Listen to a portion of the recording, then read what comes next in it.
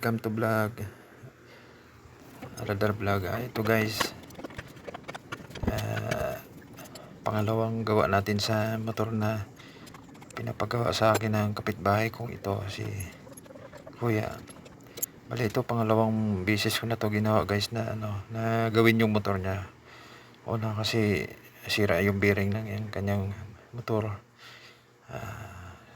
Sa ngayon bali papalitan po natin siya ng bearing, clutch bearing. Noong una kasi guys, bumigay yung clutch bearing na kinabit natin dito. So ngayon, set up tayo ng pangalawang gawa na siguraduhin natin na matibay na. Pero depende kasi yan sa pisa na ating makukuha. So ngayon, yung pisa na ito, dumating kanina. So try natin na ikinabit. So syempre online, alam na, hindi natin alam kung tatagal o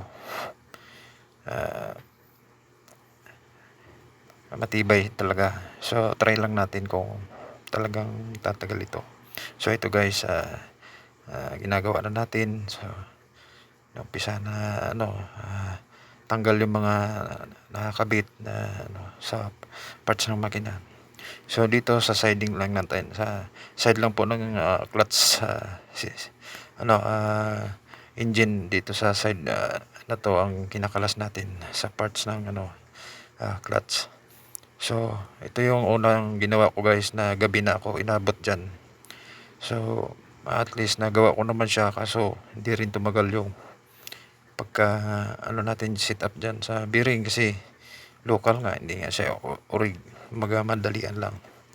So ito na guys, nakalas na natin. So yan na, makikita na natin dyan na nakaready na po yan. Bali ito na po yung bearing na papalitan natin dyan.